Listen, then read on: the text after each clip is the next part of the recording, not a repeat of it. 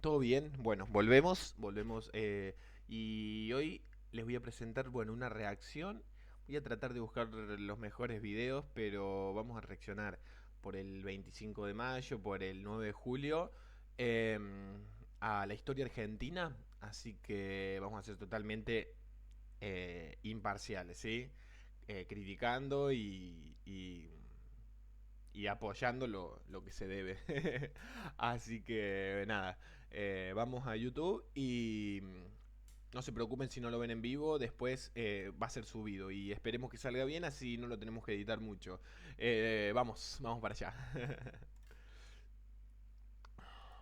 Bueno, y acá estamos, ¿sí? Vamos a tratar de buscar, de buscar un poco de lo que es la historia argentina. Acá comiendo un poco de tortas fritas hechas por mi madre, bendita seas. Así que nada, vamos a buscar. Hay muchos videos, pero eh, lo mejor es ver videos de afuera, de gente, digamos, que no es argentina, y después profundizar. Porque hay muchos tarados que la, la hacen a su semejanza, a sus creencias. Así que vamos a ver qué podemos encontrar. Tengo una historia súper rica, súper rica, que, que muy pocos se animan a contarla como es, de acá por lo menos. Em, Muchas facetas, así que nada. Bueno, nosotros tenemos una serie famosa que esto, algo habrán hecho, muy buena. Pero bueno, acá la historia argentina en 14 minutos. Vamos a ver qué tenemos. Esperemos que Hoy en sea Memorias de Pez repasamos la historia de un país español, ok. hermano que ha visto de todo. La historia de un país marcado por guerras, conflictos, dictaduras y Mierda. crisis que sin embargo no ha evitado que este se convierta en una de las mayores potencias económicas Uh, y culturales de Latinoamérica. Hoy en Memorias de Pez hablamos de la historia de Argentina. Lo que hoy en día es no, Dios. Argentina, ya que recordamos Argentina no es un país independiente hasta el siglo XIX, empezó a estar habitada por humanos alrededor del año 11.000 a.C., ya que de esa época datan los restos más antiguos encontrados en Piedra Museo en Santa Cruz. Aparentemente, estos humanos se dedicaban principalmente a la caza. Las primeras muestras de arte primitivo son del año 7300 a.C. y se encuentran en la Cueva de las Manos, un patrimonio cultural de la humanidad. Allí se pueden ver pinturas de manos y guanacos estampadas en las paredes. Poco a poco se fueron habitando diversas zonas de la Argentina actual y surgieron asentamientos permanentes. Según la zona, las tribus y pueblos tenían diferentes formas de sobrevivir. Por un lado estaban los pueblos cazadores y recolectores, que habitaban las zonas de la Patagonia, la Pampa y el Chaco. Por otro lado, existían los pueblos que se dedicaron a la agricultura, que se establecieron cerca de los Andes y la Mesopotamia argentina, que es la zona entre el río Paraná y el río Uruguay. En los Andes, el imperio inca llegó a conquistar zonas de la actual Argentina en el siglo XV. Los incas eran ya una civilización avanzada y crearon centros textiles, caminos y fortalezas. Durante todo este periodo, los pueblos argentinos comenzaron a desarrollar la alfarería, que Somos un pueblo joven. Queda destacar eso. Somos un pueblo muy joven, a comparación de otros. permitió un mayor desarrollo de las civilizaciones, surgiendo las primeras ciudades entre las que destaca Tastil, que alcanzará una población de entre 2.000 y 3.000 habitantes en el siglo XV. Sin embargo, todo cambiará cuando llegan de Europa los españoles en el siglo Sí, XVI. señor. Américo Vespucio pudo ser el primero en divisar las costas argentinas. Sin embargo, la primera visita argentina se le atribuye a Juan Díaz de Solís en 1516, el cual incluso llegó a navegar el río de la Plata y el río Uruguay, donde murió. Fernando de Magallanes en Mm. 1520 sería el primero que rodease todo el país, descubriendo el estrecho de Magallanes que conecta el Atlántico con el Pacífico. En 1526, el italiano Sebastiano Gaboto, al servicio de la corona española, creó el primer asentamiento europeo en el actual territorio argentino. Sin embargo, quizás el hecho más importante fue el de Diego García de Monguer, quien regresó a España tras ser derrotado por tribus autóctonas, con noticias sobre unas leyendas que hablaban de ingentes cantidades de plata en Argentina. Inmediatamente comenzó una carrera entre los Un país imperios súper rico. español y portugués Súper por rico. adueñarse del lugar. En 1573, Juan de Garay Aún funda todavía lo Santa somos. Fe, en lo que ya de aquella se conocía como el Argentino Reino, y a sus primeros pobladores se les conocerá como argentinos. Santa Fe y las ciudades que se fundarán posteriormente se construirán siguiendo la teoría renacentista. Durante el siglo XVI también se fundan otras ciudades como Córdoba o Buenos Aires. Desde 1512, la monarquía española prohibió la esclavitud y legisló contra los malos tratos a los indígenas, otorgando a los indígenas la condición de ciudadanos. Sin embargo, en la práctica sí existieron muchos excesos con la población local. Sí. Por otra parte, a partir del siglo XVI comenzó la colonización de Argentina, especialmente llevada a cabo por los jesuitas. La colonización consistía en imponer la cultura española, la educación, el idioma y la religión cristiana a los indígenas. En 1613 se fundó la Universidad de Córdoba del Tucumán, que fue la primera universidad argentina. Y ya en 1617 fue creada la gobernación del Río de la Plata, dependiente del virreinato. Sí, señor. Los jesuitas también llevaron las misiones a los territorios guaraníes, que básicamente... Cosa que todo esto no te cuentan, ni la mitad te cuentan en la escuela. Arrancan directamente, bueno, ¿cómo es? Bueno, primero los siglos, los milenios, el paleolítico, el neolítico, toda esa porquería. Y después directamente arrancamos con Europa. Y cuando venimos para acá, nos salteamos toda esta parte. Eran pueblos autogestionados por los guaraníes y supervisados por los jesuitas, que comerciaban con su excedente entre sí, creando un importante desarrollo económico en la zona. Por otro lado, muchos colonizadores hicieron una gran fortuna a base de hacerse con extensas tierras. En 1767 se llevó a cabo la expulsión de los jesuitas del Imperio Español, que resultó un duro golpe para la economía y la educación argentina. En 1776 se estableció el Virreinato de Río de la Plata, cuyo primer virrey fue don Pedro de Ceballos.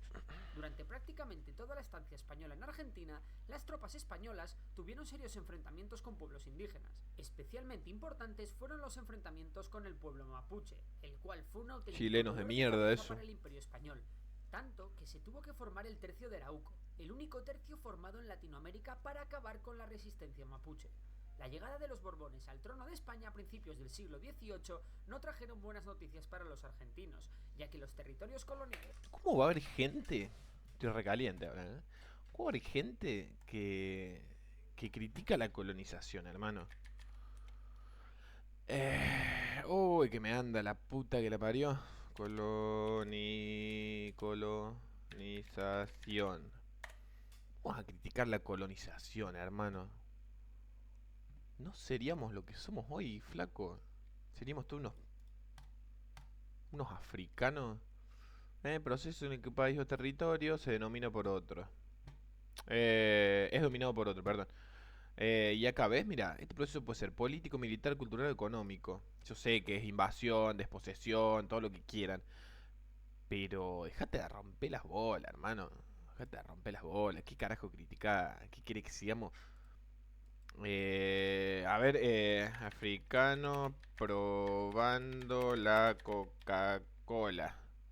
Mira lo que es esto, culiado. Esto. Parate que no lo estamos viendo. Ah, sí, sí, sí lo estamos viendo. ¿Eh? Creo que sí, ¿no? Creo. Fíjate esto, hermano. ¿Qué carajo estos marrones, boludo? Mirá, mirá, mirá, mirá, mirá. O sea, seríamos esto. Esto seríamos, hermano. Nos comeríamos entre nosotros. ¡Ay, Dios! Qué bronca que me dan estas cosas, boludo. O sea, alguien detrás de una computadora piensa que nos hayan colonizado estuvo mal. O sea, se llama... Ay, no, déjate, joder, qué bronca. Entonces se habían gestionado de manera más o menos independiente, pasaban a tener una gestión más centralizada y a ser marginados de la política imperial. Ello causó un gran malestar entre los colonos criollos. Inciso aquí, los colonos o criollos eran descendientes de españoles que habían nacido en América.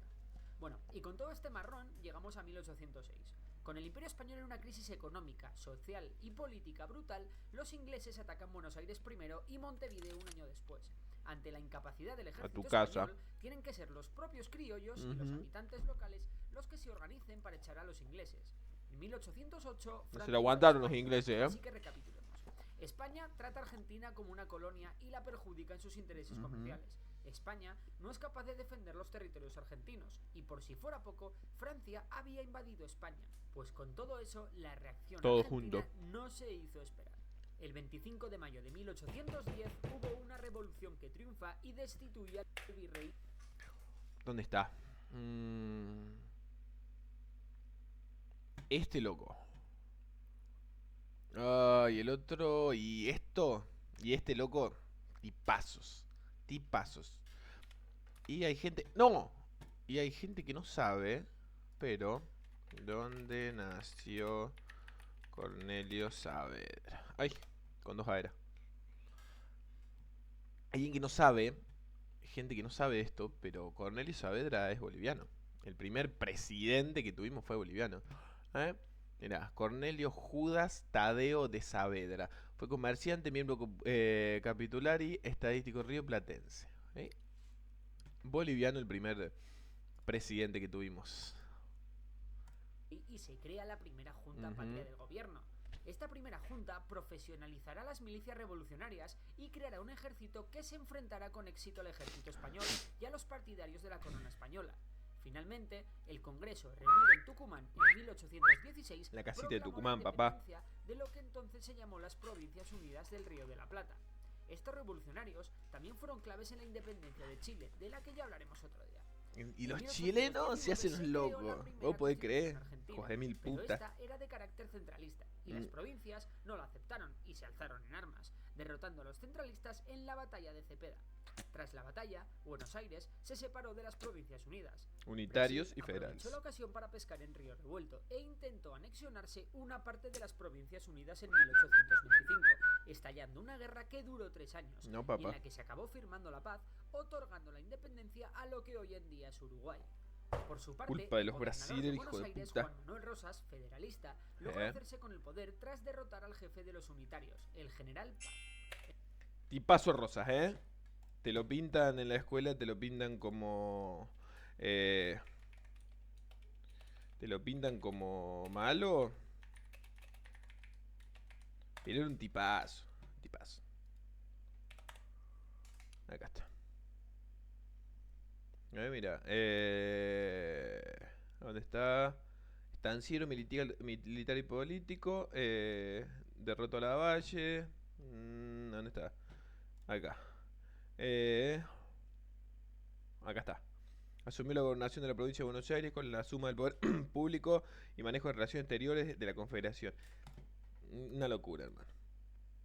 Acá está.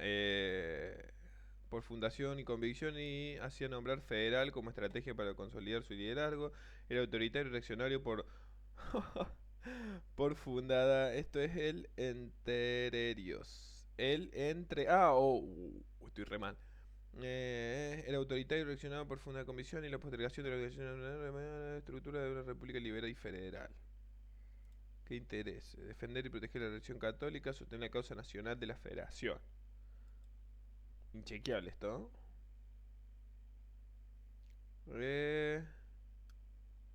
¿Dónde está? Y el otro era Urquiza.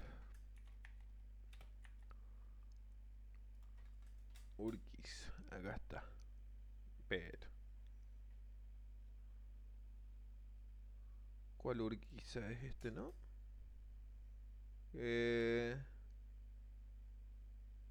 Acá está. Si bien el mandato del presidente por la exclusión de Buenos Aires que separó el proceso federal y se incorporó con condiciones, Urquiza sentó las... Bueno, acá está, ¿ves? O sea, Rosas separa... Rosas se pelea con Urquiza, Rosas pierde. Urquiza trató de combatir la pobre situación económica de la Confederación, firmó tratados comerciales, Francia...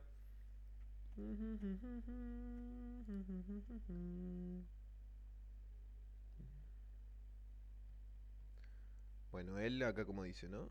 Sentó las bases que hoy rigen. Cada uno tuvo su cosa, ¿no? Rosas.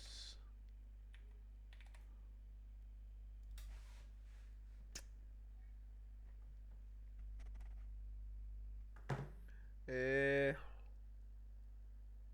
acá. No, este no era lo que quería ver. ¿De qué trata Ross? Tampoco. ¿Cuál fue la característica principal del gobierno de Ross? Acá. Administración provincial ordenada. Recortó los gastos, aumentó los impuestos, superando lentamente el déficit fiscal heredado. Y reanudó las relaciones con la Santa Sede, suspendidas en el 1810. Fue el sector terrateniente el que sustentó el liderazgo rosista. Hizo que haya superávit. ¿Sí? Y Urquiza, bueno.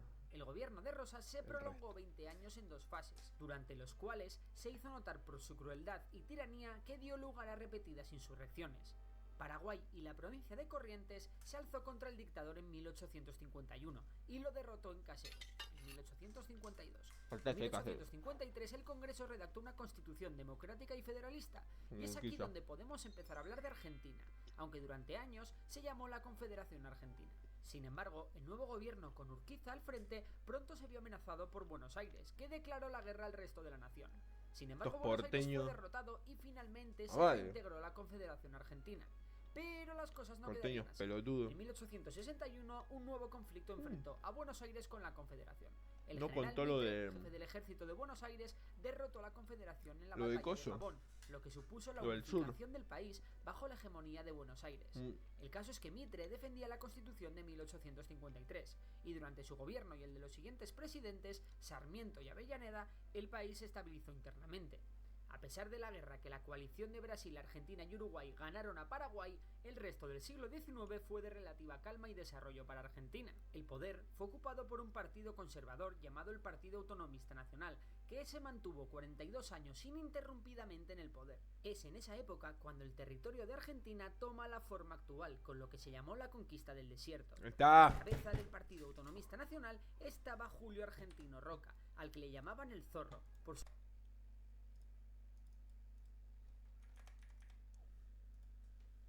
Acá tenemos al tipo. Es conocido principalmente por liderar la conquista del desierto, una campaña que extendió la frontera argentina hacia el sur, asegurar el control del territorio patagónico. Esta campaña, aunque controversial, consolidó soberanía sobre la Patagonia e incorporó vastos territorios, pero más vale.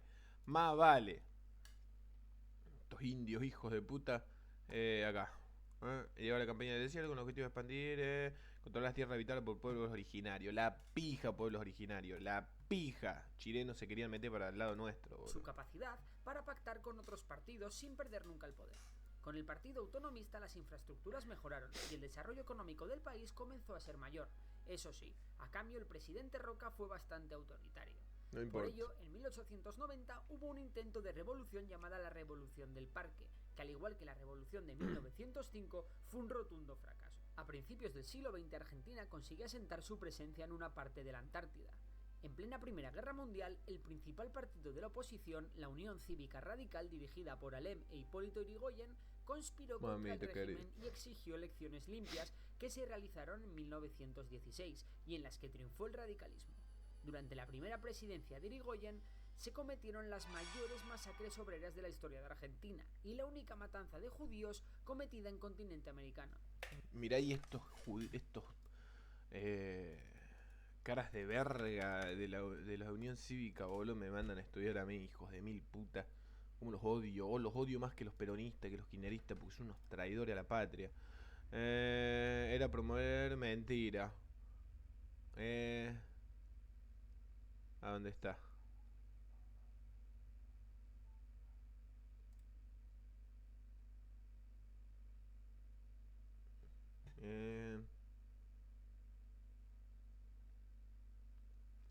Hijo de remil puta, boludo.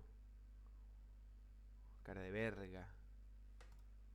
En 1922, Yrigoyen fue sucedido por Alvear, también de la Unión Cívica Radical, pero con un gobierno mucho más moderado, algo que no gustó a muchos sectores de su partido, de forma que en el 28 volvió Yrigoyen a la presidencia. Argentina se había vuelto un país rico y próspero, asesinos, pero el crack de 29 pegó muy duro al país.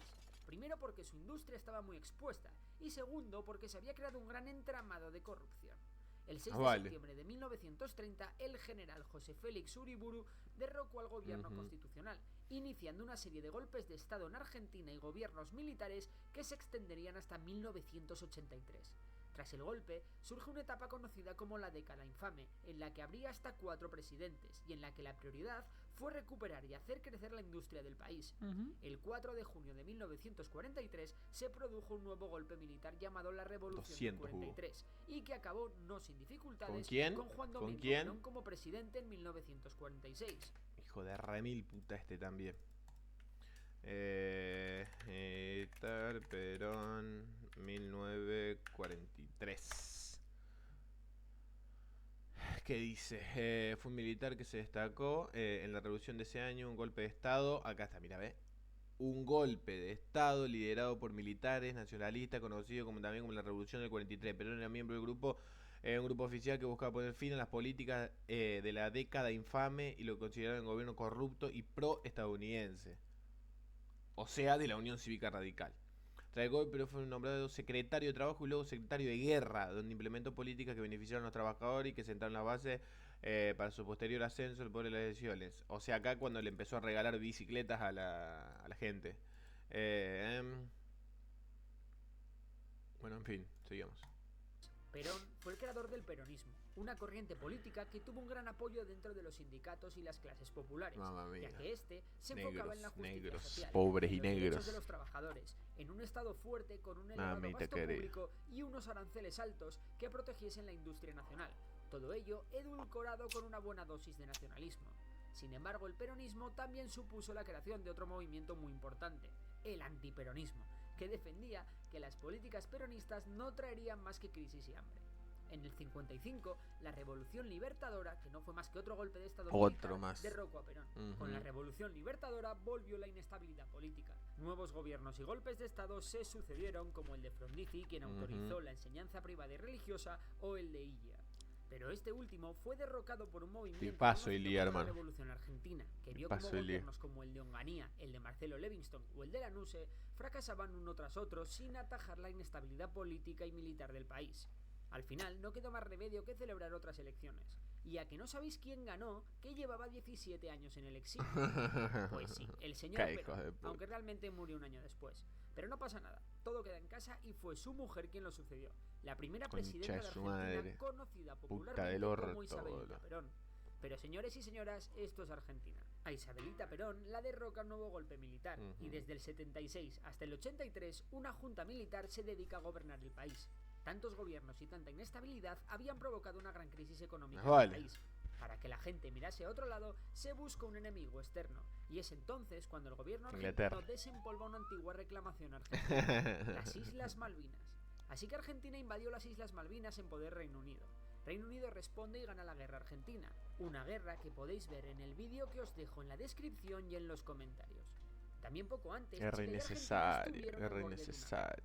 Estos hijos de puta tenemos que haberlo echado la bosta. Militar convocar elecciones libres, volviendo a Argentina una democracia real. Las elecciones las ganaron los radicales, que no lograron solventar la crisis económica argentina, sino más bien lo contrario. En 1988 son unos inútiles. Se había abocado a una situación de hiperinflación. Idiota, mirá, hermano. Aumentaron un 343%. Pero eso no era nada, ya que en 1989 la tasa de inflación subió al 3000%. Qué locura, hermano. Unas elecciones devuelven a los peronistas al poder, resultando presidente Carlos Menem.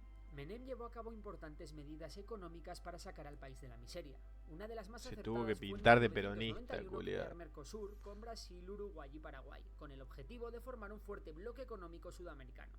También llevó a cabo una serie de privatizaciones como la de YPF, Entel o los fondos de pensión, entre muchas otras. Privatización. Todo parecía estar arreglándose hasta que en 1998 se inicia una recesión que duraría 4 años, destruyendo una cuarta parte de la riqueza nacional y sumergiendo al país en una de las mayores crisis de su historia moderna.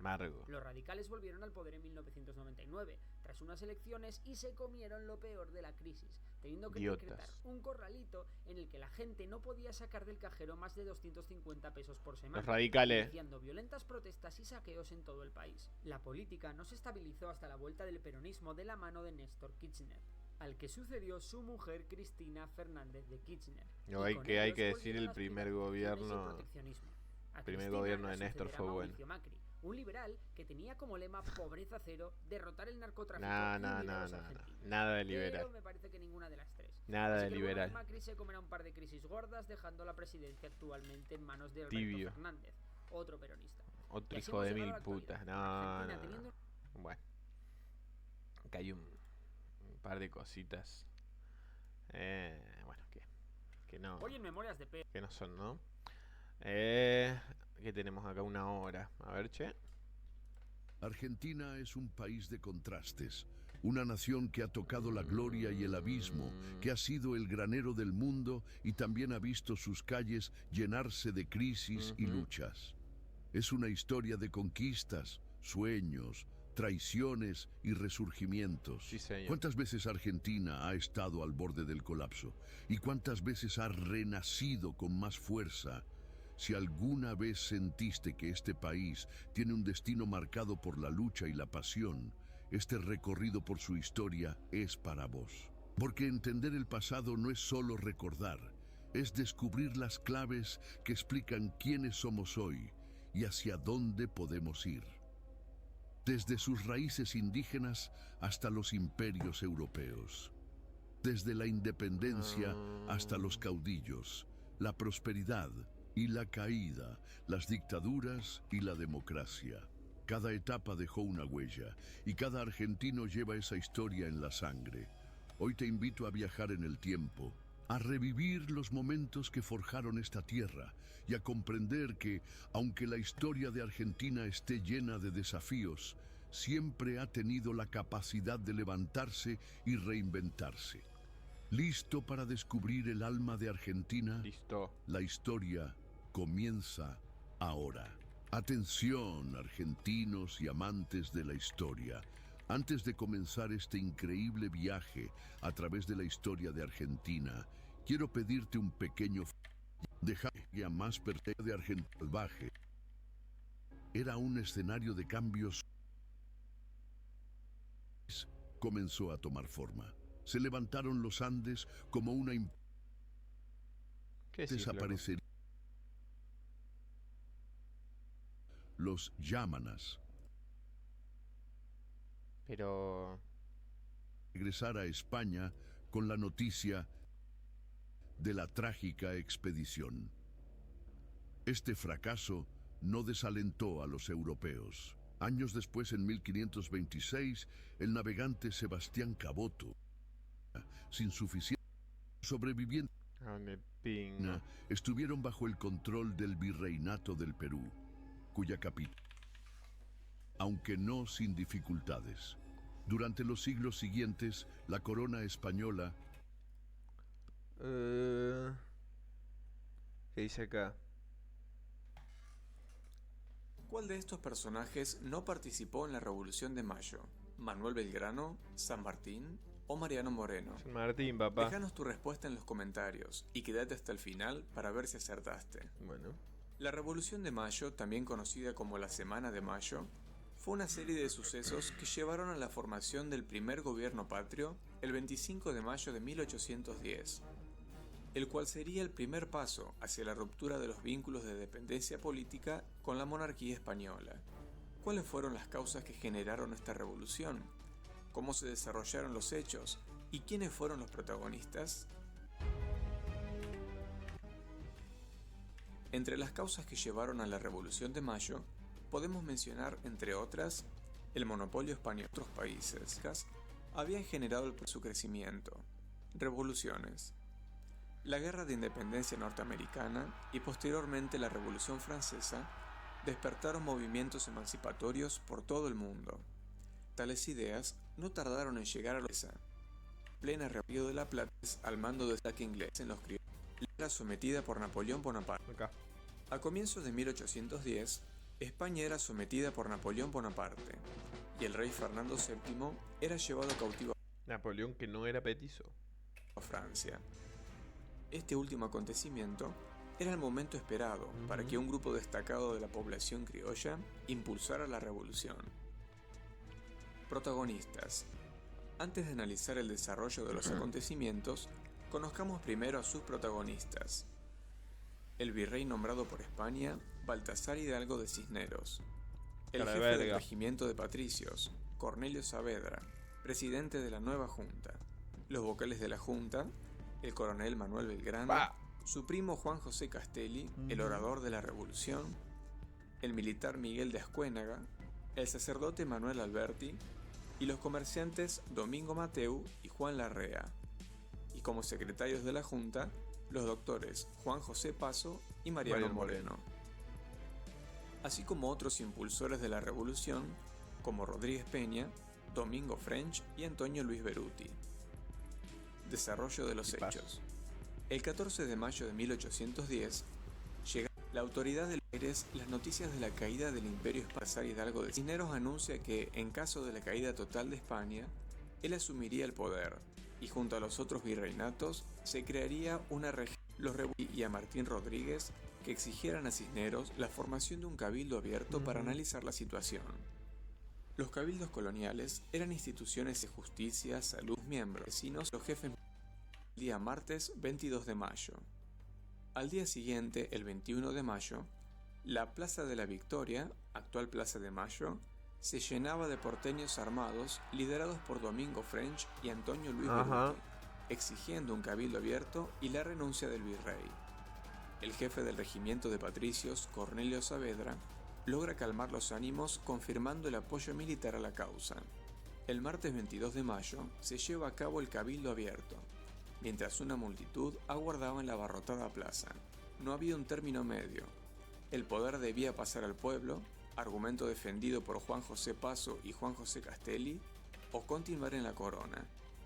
La votación se produce por la noche, pero el conteo de los votos se pospone al día siguiente. Sí. El 23 por la mañana se realiza el conteo. Por 159 a 67, la votación de deponer al virrey y delegar el poder en el cabildo triunfa. Pero el cabildo abierto no hace más que apoyar la continuidad del poder español al establecer una junta de gobierno presidida por el propio Cisneros. El jueves por la mañana se conoce la noticia de la nueva junta. Esto provoca el alzamiento del pueblo y la milicia. El propio Manuel Belgrano, mayor del regimiento de patricios, de nuevo, los militares. Si a las 3 de la tarde del día inmediato el virrey no hubiese sido derrocado, a fe de caballero yo lo derribaré con mis armas. Saavedra y Castelli, que no habían sido siquiera consultados, renuncian a la junta y reúnen una delegación a la salida de la casa de Cisneros esa misma noche, logrando su renuncia. El viernes 25 de mayo, el pueblo se reúne en la Plaza de la Victoria y logra imponer su voluntad al cabildo, creando la Junta Provisoria Gubernativa del Río de la Plata. De esta forma se establecía el primer gobierno patrio. Esta etapa fue conocida como la Máscara de Fernando, ya que la Junta afirmaba gobernar en nombre de Fernando VII, pero en realidad deseaba la independencia. Habría que esperar un año más para encontrar el momento justo para lograrla. Por su parte, el Consejo de Regencia desde España, que intentaba resistir la ocupación francesa, lucharía por mantener el poder en el virreinato. El 27 de mayo, la noticia del establecimiento del nuevo gobierno se... Acá está, ¿ver? Si lo veo por acá.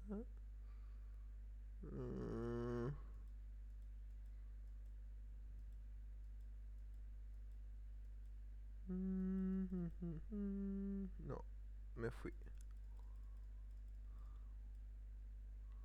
Este debe ser. El excelentísimo Cabildo convoca a usted para que se sirva asistir mañana 22 del corriente a las 9 al Cabildo abierto. Y acá estamos.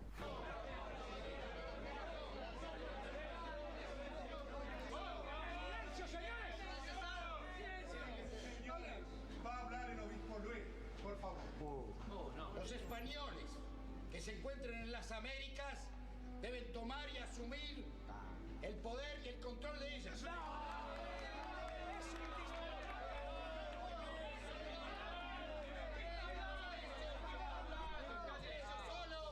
pasará a manos de los hijos del país cuando no haya un solo español en él.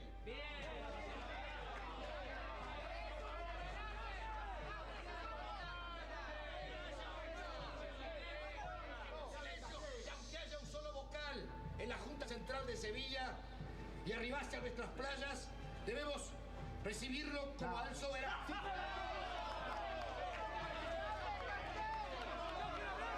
Señores, tiene la palabra el doctor Castelli. Por favor. Gracias, señor presidente. Me toca a mí responder. Cerra el orto. Señores, si se me impide hacerlo, recurriré al pueblo para que se respeten mis derechos. Señores, si el derecho de conquista pertenece al país conquistador, justo sería entonces que la España abandone las pretensiones que tiene de defenderse de Francia. Huevazo Castelli, ¿eh? Y que se someta a los franceses por los mismos principios. Se pretende someter a los americanos. Aquí no hay conquistados ni conquistadores, señores. Aquí no hay sino españoles. Los de España han perdido su tierra. Sí, señor. Los de América estamos luchando para salvar la nuestra. Que se arreglen ya con y que no se preocupen por nosotros. Que los americanos sabemos muy bien lo que queremos y hacia dónde vamos.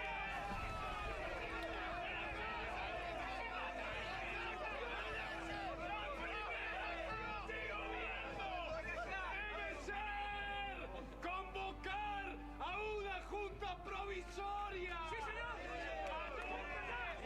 Fernando VII, para que ella a su vez invite al resto de los pueblos del virreinato para que concurran sus representantes a la formación de un gobierno permanente.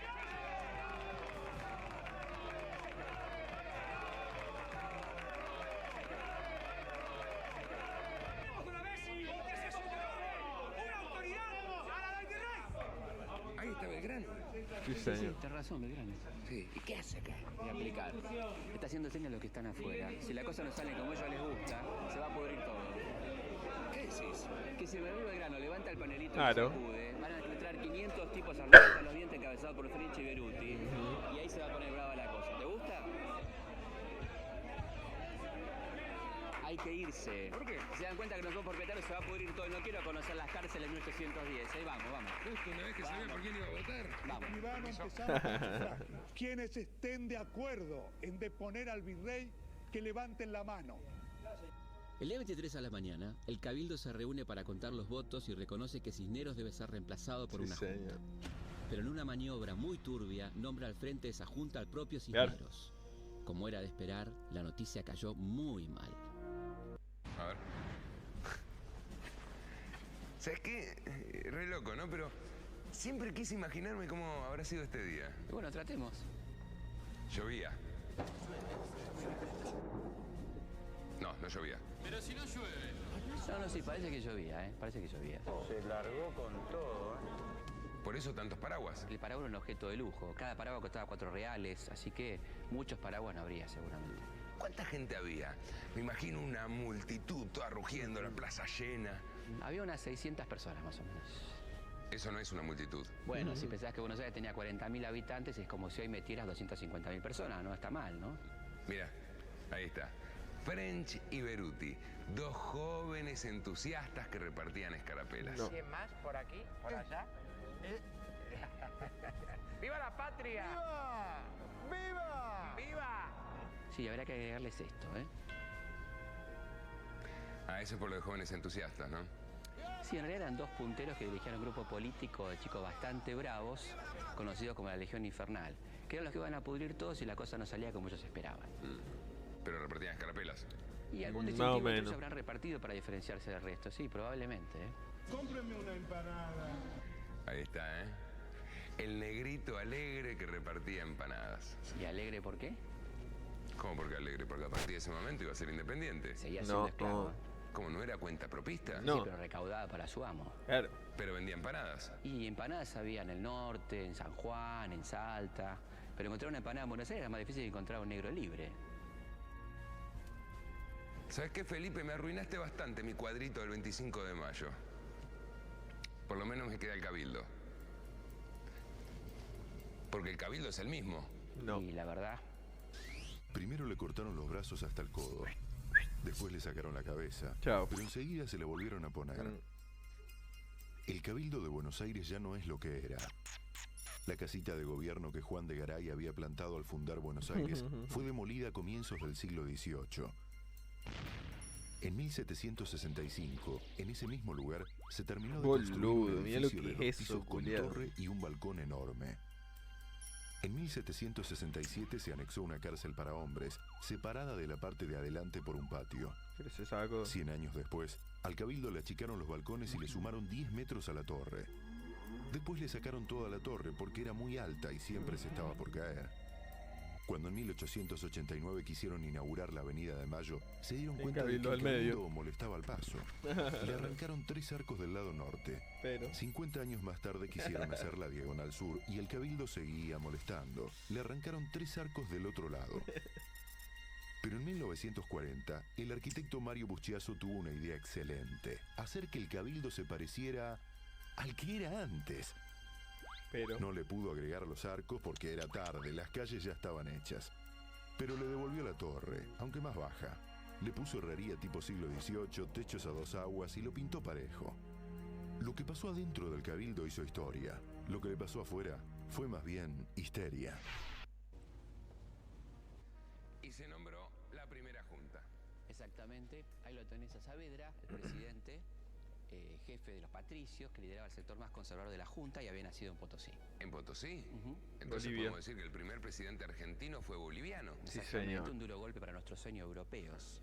Ahí está Mariano Moreno, abogado, el secretario que lideraba el sector más revolucionario de la Junta. Y el otro secretario era Juan José Paso. Exactamente, abogado.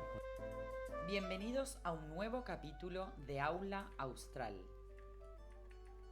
En el episodio de hoy veremos la compleja historia de la Constitución Nacional Argentina, desde sus primeros proyectos, pasando por sus pactos y tratados preexistentes, que se mencionan en el preámbulo como antecedentes, hasta la Constitución de 1853, que asentó las bases jurídicas de la actual República Argentina. Pero La Argentina. primero respondamos la siguiente pregunta: ¿qué es una constitución? La Constitución es la ley suprema de un Estado que establece su organización, estructura política y los derechos y garantías de sus habitantes. A su vez, limita al poder político y establece un proceso para la toma de decisiones.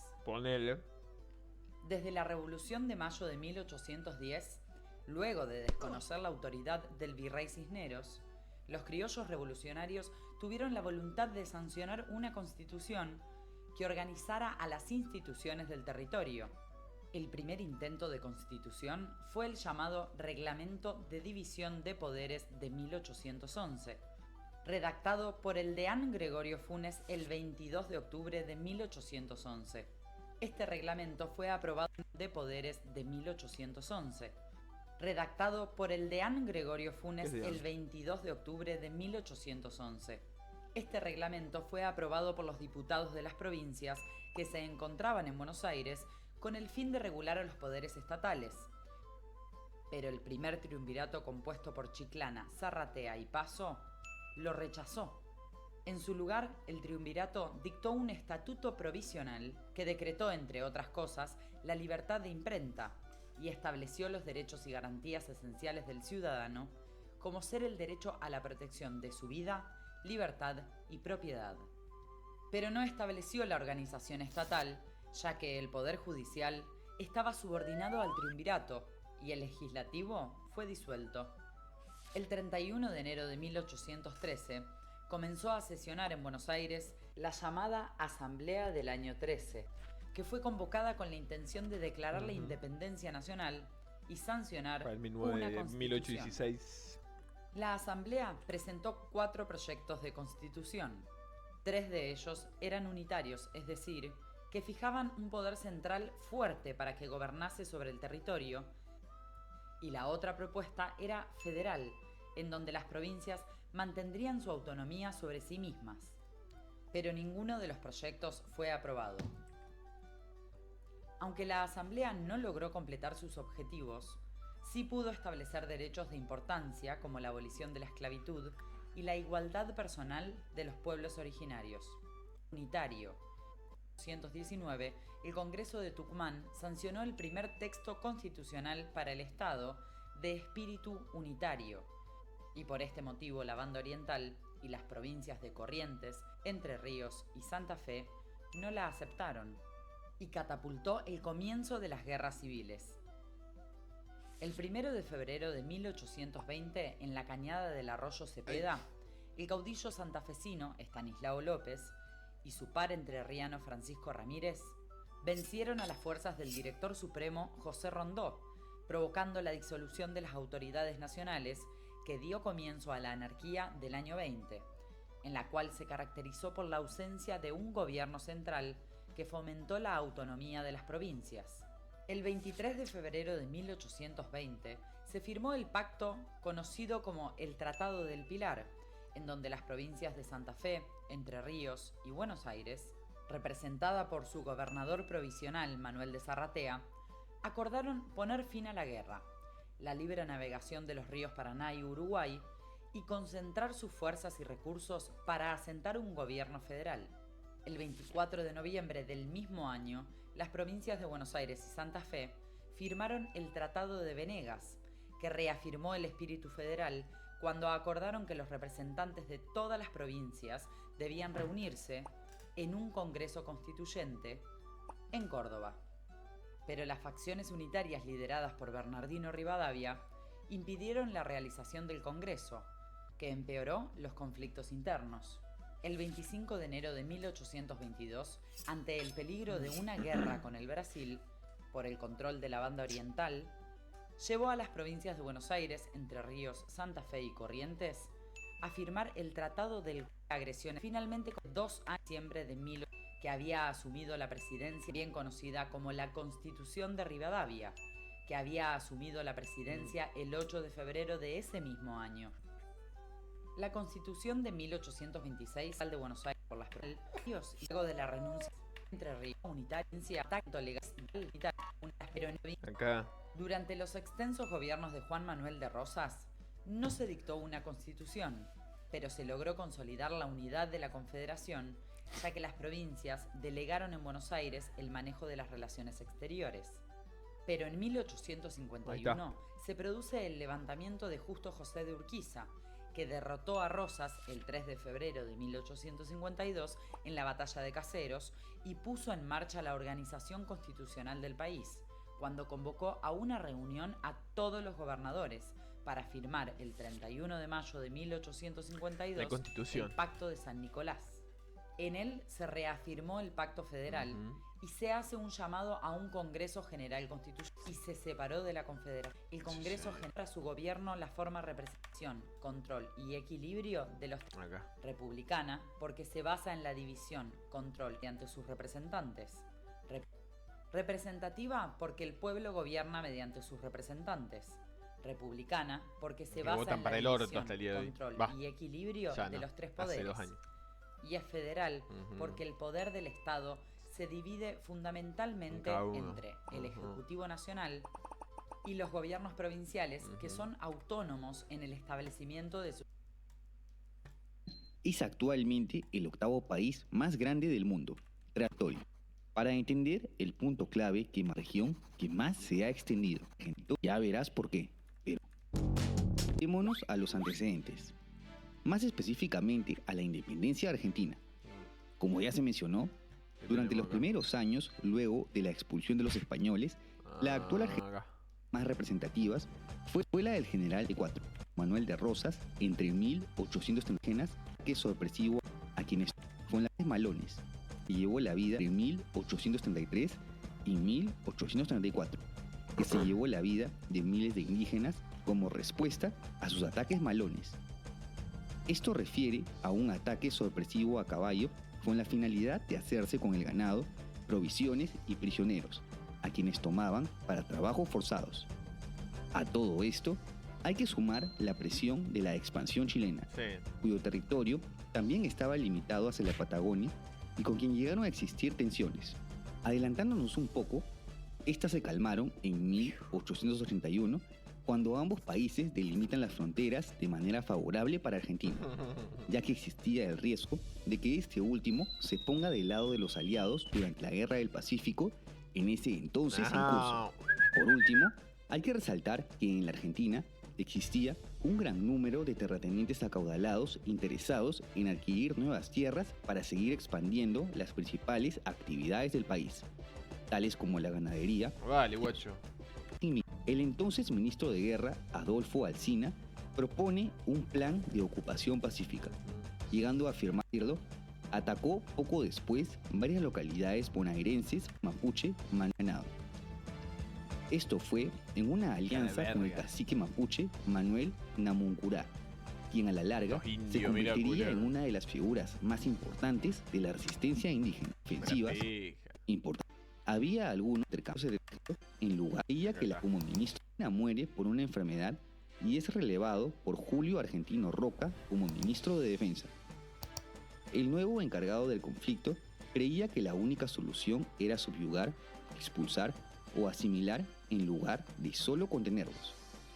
Por tal motivo, presenta un proyecto de incursiones militares a las que denominó como la conquista del desierto, iniciada desde 1878. Roca consigue la aprobación del Ejecutivo para la inversión en armamento bélico, tecnología que ponía en una gran desventaja a los pueblos originarios.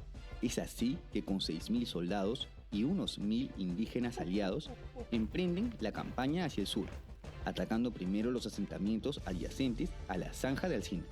Ya en 1879, las tropas argentinas alcanzan la isla de Choele Choele, capturando a más de 15.000 indígenas y expulsando a la resistencia más allá del Río Negro.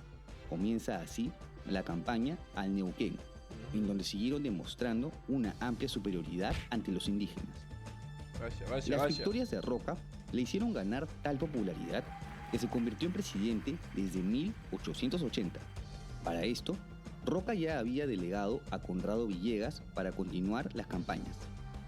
A este punto, ya no había resistencia posible que pueda hacer frente al ejército argentino, quien continuaba avanzando sin mayor problema. Concha de la lora, tendríamos que haber quedado Entre con noviembre Chile, culiao. de 1882 y abril de 1883 se inicia la campaña de los Andes con 1.400 hombres, tras la que consiguen conquistar la totalidad de la provincia de Neuquén. Tras esto, solo quedaban unas cuantas campañas finales que incluyeron la ocupación del valle inferior del río Chubut entre noviembre de 1883 y enero de 1884, en donde existían grupos menores que fueron vencidos fácilmente con tan solo 100 soldados. Sí, papá. La conquista del desierto se había concretado exitosamente. Más allá de la clara superioridad argentina en esta desigual guerra, este episodio es recordado por el triste destino de los indígenas vencidos. Se estima que varios millares... Me chupa la pija, ¿cuánto, hermano? Chupa bien la pija. Después de Roca... Julio Argentino Roca.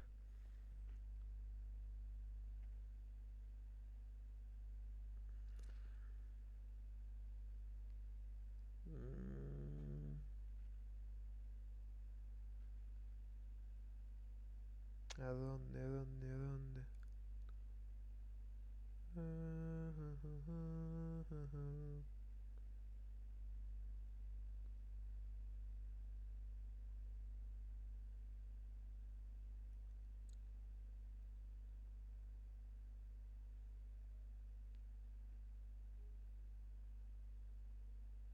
Por Dios, lo que tengo que leer.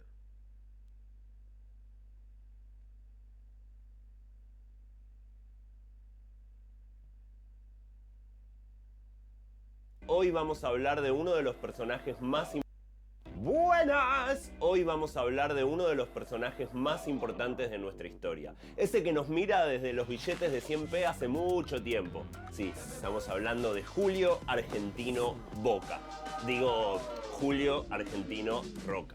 Al parecer este tucumano al nacer no vino con un pan bajo el brazo, vino con un Remington. Tal es así que a los 15 años, luego de que su familia se mudara a Entre Ríos, Julio ya era subteniente del ejército de la Confederación de... El federalísimo.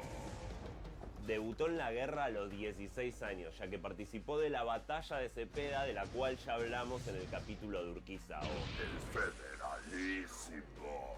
Tras la batalla de Pavón que puso a Mitre en la cima del poder, Julito es nombrado secretario de la misión que tiene por objetivo destruir a los federales del interior. Parece que no le...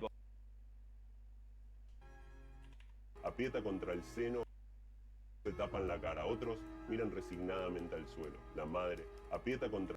Territorio conquistado. Avances de la civilización. El territorio conquistado fue repartido entre los amigotes del poder. 41 millones de hectáreas fueron destinadas principalmente a las familias de la sociedad rural, como los Martínez de Hoz, que se quedaron con apenas 2 millones. Y bueno, ¿qué querés? A mí me gusta estirar las piernas. Los militares de bajos recursos que fueron al frente eran recompensados con algunas hectáreas, pero como no tenían medios para mantenerlas y ni siquiera podían volver a sus casas, tenían que venderlas por migajas para poder retornar a sus lugares de origen. Y así, los grandes terratenientes ensancharon aún más sus propiedades, ni que decir cuando todos empezaron a cazar entre ellos. Una buena parte de la guita que puso el Estado para financiar esta campaña pasaba por las manos de un tal Atalíba Roca, el hermano de Don Julio, que parece que se quedaba con unos vueltitos en el medio y que hacía que las provisiones no llegaran a la soldadera, que se moría de frío y de hambre. Esto es tan así que Sarmiento empezó a usar el verbo atalibar como sinónimo de coimear, de robar. Así que esto fue la famosa conquista del desierto, un genocidio, un robo y lo que terminó de formar y engordar a una clase dominante absolutamente desentendida de las necesidades de su país. Con el apoyo decidido de la prensa se instaló la idea de Julio Argentino Roca el Conquistador. Y así se transformó a Julito en Julio César. Todo estaba listo. Había planificar el futuro. Decidido de la prensa dar a una clase dominante absolutamente desentendida. Mamita querida. Dos mólicos, boludo. Vos fíjate que están todos... personalidades que con sus proezas... Tantos...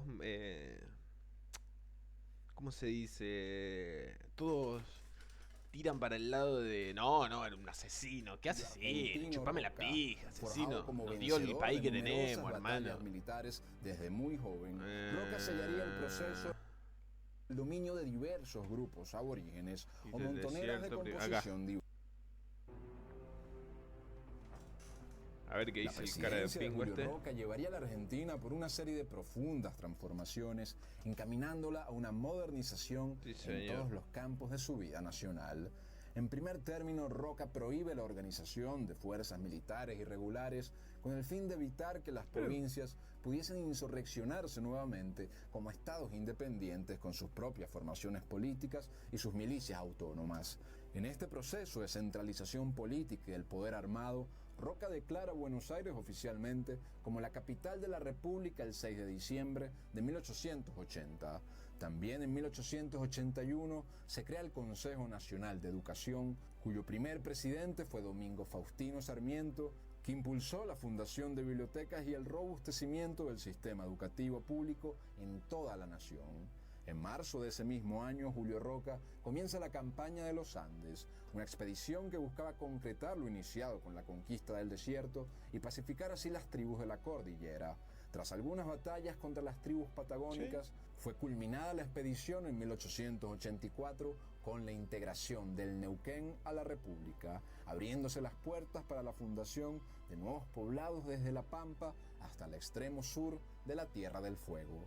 Durante la primera presidencia de Roca, la Argentina se incorpora definitivamente al mercado mundial, siendo su motor económico las exportaciones de productos primarios, tales como cereales, lino, carne y animales en pie. Las rentas nacionales aumentan exponencialmente y con los nuevos ingresos, más nuevos préstamos adquiridos, inicia Roca un ambicioso plan de obras públicas para el país. Se extienden las líneas de ferrocarriles por el territorio nacional. Buenos Aires tiene una gran renovación urbanística cuyas obras perduran hasta el día de hoy. Se construyen nuevos puentes y puertos para facilitar el transporte comercial y fomentar las industrias de la ciudad porteña y el comercio marítimo. Y llegan grandes cantidades de inversión extranjera que ponen a andar diversas industrias dentro de la República.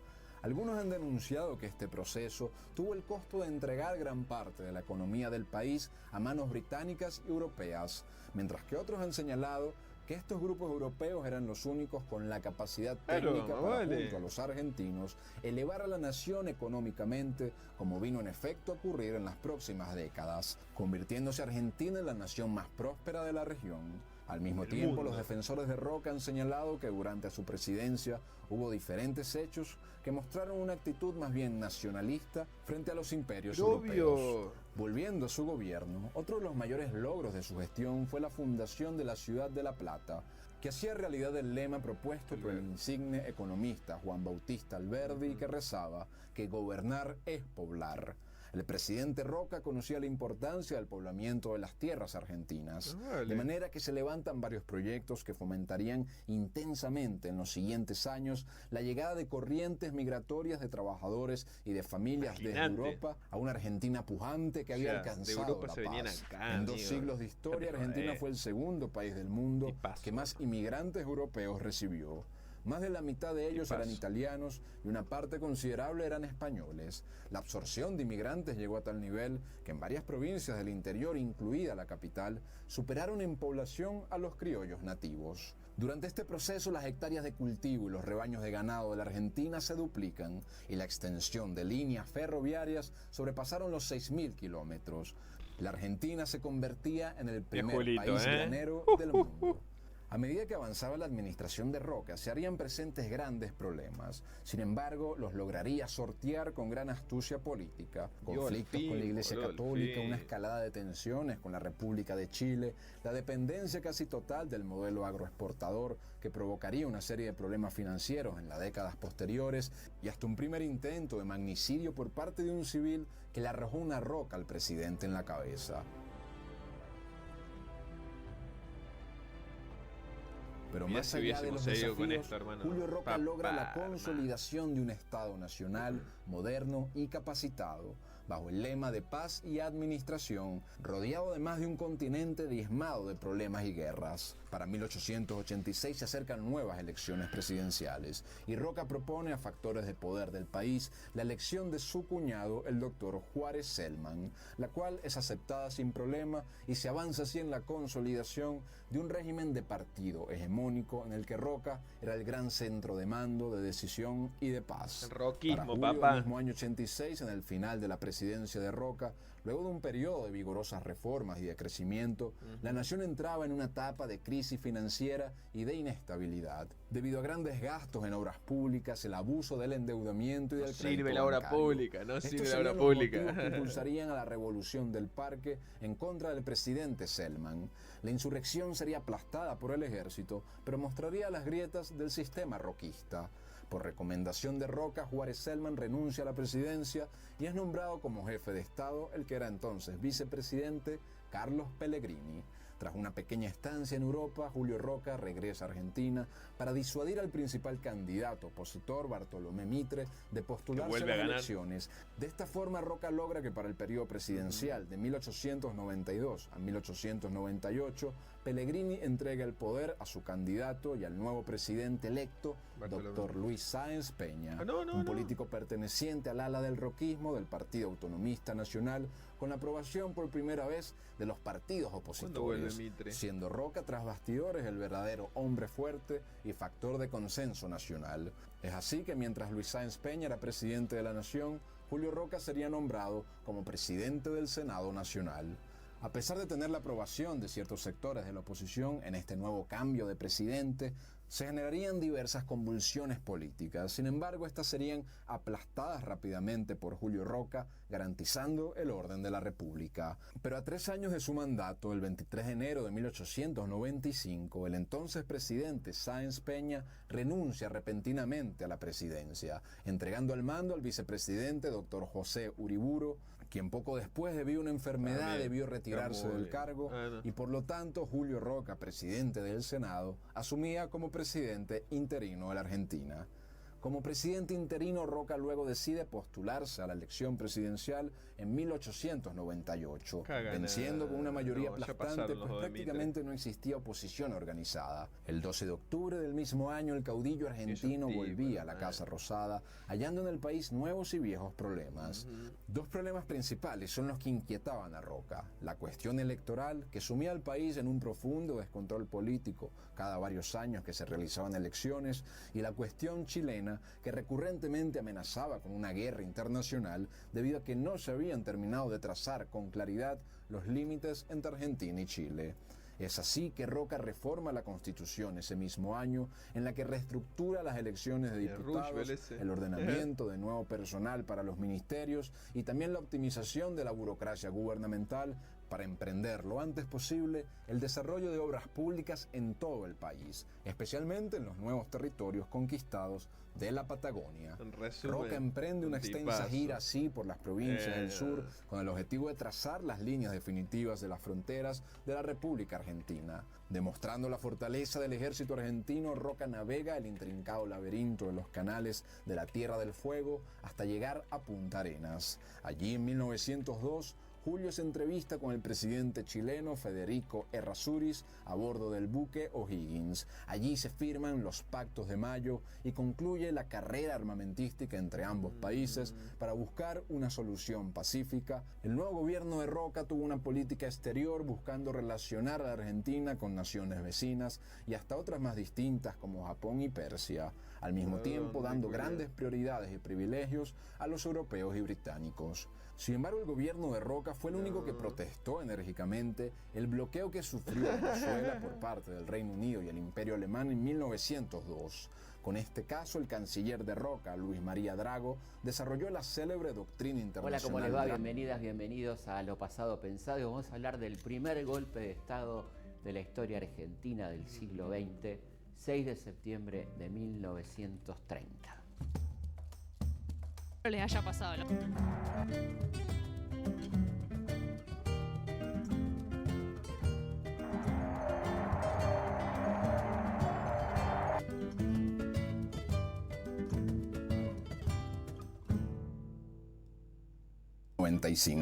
Pongámonos en contexto. Estamos en 1928. Irigoyen ganó las elecciones, realmente con una mayoría aplastante, lo que se conoció como el plebiscito, ganándole a la coalición de derechas, así llamada, del alvearismo, casi por el doble de los votos. Irigoyen va a gobernar en esta segunda presidencia, ya grande, con algunos problemas de salud, pero enfrentando una situación compleja, porque le va a tocar nada más y nada menos que en este periodo de gobierno la crisis mundial del capitalismo de octubre de 1929, que va a poner a todo el mundo en riesgo, empezando por los Estados Unidos, y como sabés, las potencias trasladan los efectos negativos de su crisis a la periferia. En nuestro caso, nuestra potencia dominante era Inglaterra, que nos va a bajar el precio de los commodities, que va a elegir qué nos compra, cómo nos compra, lo cual va a provocar una tremenda crisis económica en toda América Latina y por supuesto también en la Argentina, y la gente va a terminar echándole la culpa de esta crisis a Irigoyen. Acompañado de esto, una campaña de prensa salvaje, llevada adelante fundamentalmente por los grandes diarios, incluyendo Crítica, el diario más leído, que acusa a Irigoyen de loco, de senil, que no está en condiciones de conducir el país. Todo esto va creando un caldo de cultivo. El radicalismo le va muy mal en las elecciones de mediados de 1930 y además está con un planteo muy interesante, que es la idea de nacionalizar el petróleo. Para 1930 el gobierno manda un proyecto a la Cámara de Diputados que era la nacionalización del petróleo y que quede todo en manos de YPF. Esto es un elemento que le preocupa muchísimo al poder. Empiezan los lobbies, fundamentalmente norteamericanos, que van a tener bastante que ver con la preparación de este golpe cívico-militar de 1930. Es importante que pensemos que la gente no tenía idea lo que era un golpe militar y por lo tanto mucha gente va a creer que el golpe puede ser para bien, que este golpe va a traer algún alivio a esta situación de agobio que estaba pasándola muy mal, en la miseria que se estaba viviendo y que va a ser reflejada muy bien por la muy mal. ¿Cómo se toma el mate, hijo de puta? Que me vienen con la montañita, la concha de su madre. Los tangos sociales de aquella época. Por lo tanto, el golpe va a tener cierto consenso social, ¿no? Esta preparación del golpe, que dice esto ya no da más, se acabó. Los líderes, el general Justo y el general José Félix Uriburu, dos generales bastante diferentes. Justo, un general más liberal, y Uriburu, un tipo muy ligado a las ideas fascistas, un hombre corporativista, ultracatólico, conservador, pero que coinciden momentáneamente en el golpe con la idea de derrocar al presidente Irigoyen.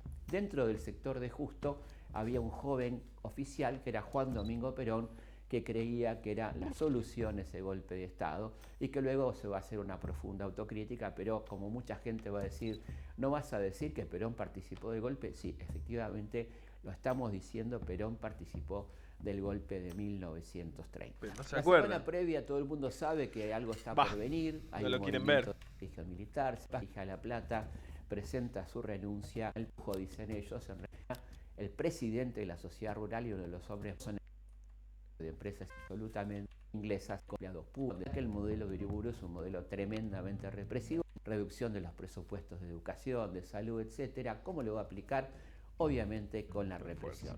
Y la verdad que el modelo de Uriburu es un modelo tremendamente represivo que incluye, por ejemplo, fusilamientos de opositores como el obrero Joaquín Penina en Rosario y la creación de una división de orden social encabezada por el comisario Leopoldo Lugones, hijo, el hijo del poeta, que va a implementar los interrogatorios a los detenidos, torturas muy salvajes, entre ellas la picana eléctrica.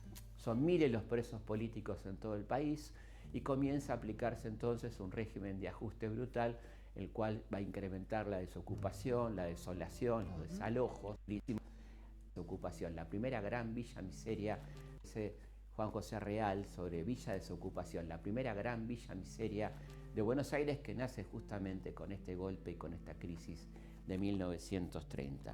Vimos aparecer en Puerto Nuevo una inmensa aglomeración que no podríamos llamar como hoy villas miserias ni ranchos. Eran una especie de tabucos, chozas misérrimas que se extendían por cuadras y cuadras. Vimos aparecer debajo de los puentes de esos ramales que atravesaban Avellaneda, ocupados. Fueron recogidas por el Scalabrini Ortiz, pone en duda esta cifra y dice que estas cifras fueron recogidas por la policía, que fue de puerta en puerta por el ministro de Hacienda de Uriburu, pariente del dictador Uriburu, en un discurso que da en la Bolsa de Comercio, el orgullo con el que dice estas cosas. Alrededor de 20.000 personas han sido separadas de sus puestos por razones de economía en los distintos ministerios, sin contar las reparticiones autónomas en las que las cesantías fueron también apreciables, como en los ferrocarriles del Estado, con 3.500 personas, el Consejo Nacional de Educación con 14, pero es evidente, serias ese del para fabricar acá en Buenos Aires. Empezaba entonces lo que llamamos la década infame, a la que vamos a dedicar un capítulo especial, pero te adelanto que está plagada de represión, de corrupción, de fraude, escandaloso fraude electoral, ya te lo vamos a contar en próximos capítulos. Así empezaba entonces este primer golpe de Estado del siglo XX en Argentina, 6 de septiembre de 1930. Bueno, estamos llegando al final de este programa de Lo Pasado Pensado, espero que lo hayan disfrutado. Por favor, suscríbanse, activen la...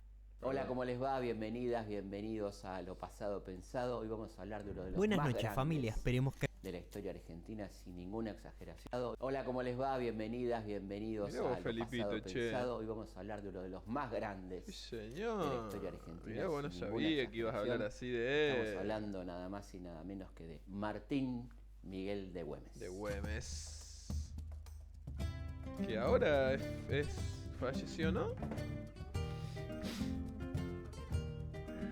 Güemes nació en Salta el 8 de febrero de 1785. Era pintura, dentro de una o media familia capaz. muy rica, propietaria, heredero por parte de la mamá, por parte de... 20 años le toca estar en Buenos Aires cuando se producen las invasiones inglesas. El río del combate inglés le pasó la resistencia con un gran escuadrón de gauchos, con palabras, sino también con las armas. Su participación va a ser decisiva en el combate de Suipacha, la primera victoria de las armas patriotas, con un gran escuadrón de gauchos que salva la situación. Qué infravalorado, Tiene Güemes, mucho que ver con esa primera victoria.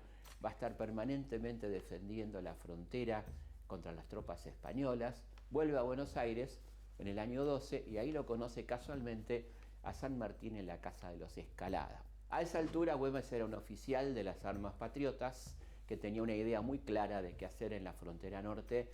Se lo cuenta a San Martín, él dice que la mejor forma de defender esa zona es con la guerra de guerrilla, pequeños pelotones que vayan atacando al enemigo, cientos muertos y nosotros de la Argentina. Y estaba permanentemente en campaña, muchas veces María Magdalena Macacha ejercía las funciones de gobierno, con lo cual es la primera mujer de la historia argentina que ejerce de hecho una gobernación. Muchas veces María Magdalena Macacha ejercía las funciones de gobierno, con lo cual es la primera mujer de la historia argentina que ejerce de hecho una gobernación. Esto mujer es de lo que va a hacer Güemes. Macacha, además de ocuparse de una En tarea 1800 fundamental, y algo. que es el sistema güemesiano, el sistema güemesiano de inteligencia, es decir, todo lo que tiene que ver con la inteligencia, la contrainteligencia. Sí, de papá. más adelante es muy interesante lo que se dice, lo que dice, por ejemplo, Lugones, ¿no? De la guerra gaucha, la tierra en armas, porque la verdad que todo el pueblo de Salta y Jujuy colabora en esta guerra, trabajando en la presa, bueno, eres todo el mundo testigos de Martín Miguel de Güemes entre 1815 y 1821. Es interesante la consideración que le tiene Manuel Belgrano, por ejemplo, que lo considera realmente el más importante en la estrategia de ofensiva y contraofensiva de los ejércitos patriotas. Dejó helado. Que hayan tenido un excelente martes. Felipe El domingo Che. pasado fue 17 de octubre, Día de la Lealtad hace Peronista, 3 y siguiendo con el formato que arrancamos con este video, vamos a aprovechar para compartirles nuestro manual para entender el peronismo en 40 claves. 1. El fundador del peronismo es obviamente el general Juan Domingo Perón. Vos nos metiste en este quilombo, la con... 2. La irrupción de Perón en la política argentina fue junto al golpe militar del año Este no es 43 que imparcial, por derrocó las al dudas. gobierno de Ramón Castillo. Luego de este evento, Perón sería nombrado titular de la Secretaría de Trabajo y en este lugar ganaría muchísimo poder al establecer un fuerte acercamiento con las organizaciones obreras. 3. El peronismo oficialmente nació el 17 de octubre de 1945 cuando miles de trabajadores se movilizaron a la Plaza de Mira esto, amigo, ahí era la primer bomba, amigo, mira. Ay, Dios, cómo no hablamos con los estadounidenses que tiraron alguna por acá en vez de Japón. Mayo en su apoyo luego de que el mismo gobierno que él formaba parte lo obligara a renunciar y lo metiera preso. 4. En sus orígenes los sindicatos eran la columna vertebral del peronismo. Según las 20 verdades peronistas, no existe para el peronismo más que una sola clase de persona, la que trabaja. Lo justo es que cada uno produzca por lo menos lo que consume. Totalmente. Como habrán notado, este punto fue medio olvidado por el kirchnerismo, que reemplazó la figura de los trabajadores por la de los movimientos sociales. Acá no labura nadie, dinero. Esto es un desastre. 5. El 4 de junio de 1946, Perón asumiría como presidente y es en esta etapa cuando iniciaría lo que es para algunos el peronismo clásico o el verdadero peronismo. ¡A comerla! 6. El peronismo, al igual que el fascismo, propone una tercera posición que logre superar las debilidades del comunismo y el capitalismo. 7. La legislación argentina de entidades gremiales de 1945 es una copia de la Carta del Laboro de Mussolini. No está bien. 8. Las tres banderas centrales del peronismo son en primer lugar la justicia social, que básicamente consiste en redistribuir la riqueza hacia los sectores menos favorecidos de la Cómo odio la justicia social, amigo. Cómo odio la justicia social. Esa palabra la odio con mi vida. sociedad y dictar leyes que supuestamente benefician a los trabajadores, pero que en la actualidad dan como resultado que más del 40% del Mira, qué hijo de puta. empleo sea negro. En segundo lugar, la soberanía política, que se podría resumir en la potestad que tiene el gobierno de mandar plenamente sobre su Soberanía territorio y política. hacerse el malo con Estados Unidos y sus aliados. Y en tercer lugar, la independencia económica, que supuestamente busca una economía libre de las potencias extranjeras, industrializada y dirigida por el Estado, pero que en los hechos provoca una dependencia estructural de las exportaciones agropecuarias y la constante escasez de dólares. 9. A pesar de estas supuestas banderas, el peronismo a lo largo de la historia demostró ser un movimiento esencialmente pragmático e ideológicamente flexible. El propio Perón, luego de la crisis económica del año 52, como analizamos en este antiguo video, tuvo que rever muchos aspectos erróneos de su política económica, reducir drásticamente el gasto público, detener el financiamiento estatal vía emisión monetaria y dejar de asfixiar al sector agropecuario. Es así que el peronismo tiene la capacidad de adecuarse a cada momento histórico, mutar y convertirse en cualquier cosa que puedas imaginar. El peronismo fue conservador con Luder, fue neoliberal con Menem, fue conservador popular con Duhalde, fue progresista con Kirchner y fue patético con Cristina. Ya a esta altura debería definir qué quiere ser y a quién quiere representar.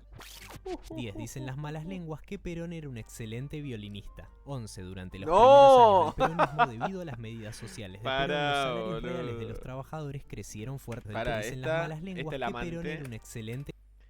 Esta es la amante de 14 años de Perón. A ver si me aparece acá. Una amante de 14... Acá está. Mira cómo aparece. Acá está Nelly Rivas.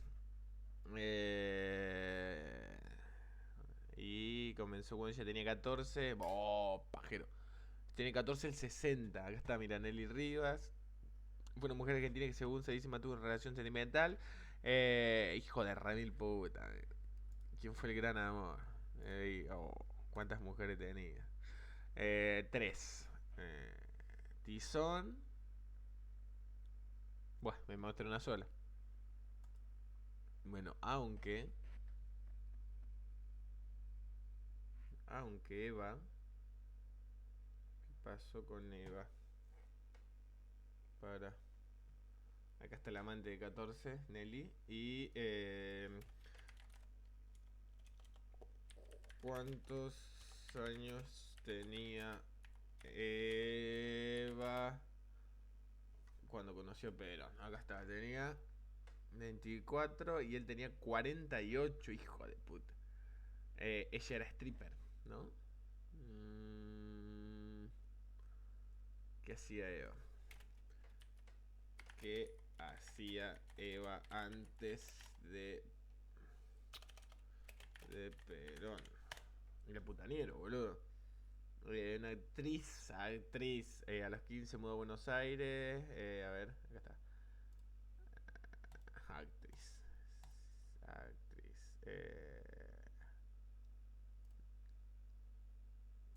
Actriz. No aparece.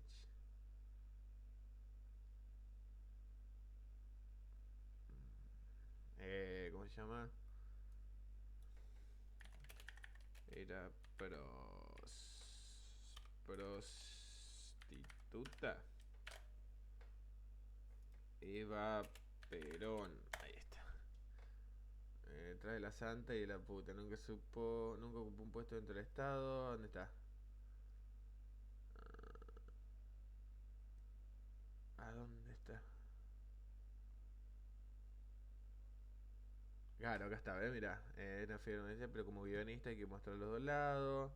Siempre hubiese sido Eva. Bueno, en fin.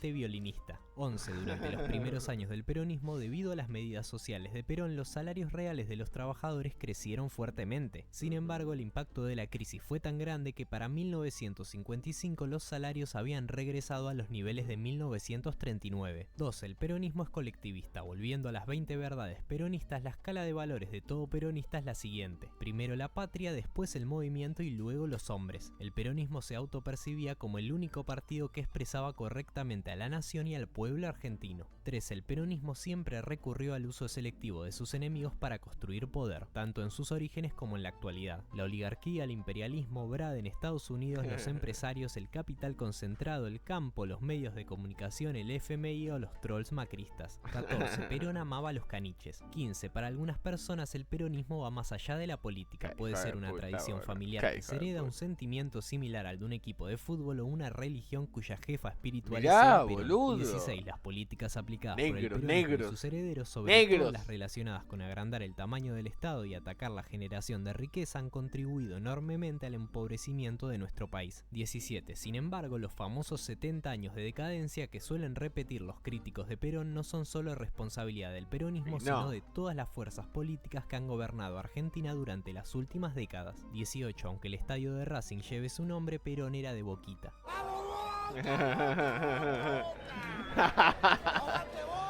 Hijo de puta. 19. Para algunos Perón fue un dictador o como mínimo un autoritario debido a, por ejemplo, la clausura de medios de comunicación opositores, presos políticos, adoctrinamiento educativo, el nombramiento de las provincias de La Pampa y Chaco como Eva Perón y presidente Perón o este tipo de discursos.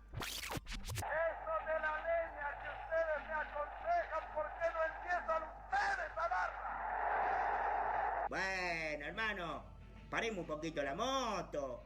Paremos un poquito la moto. Pena, no, el gobierno está decidido a hacer cumplir los precios, aunque tenga que colgarlos a todos.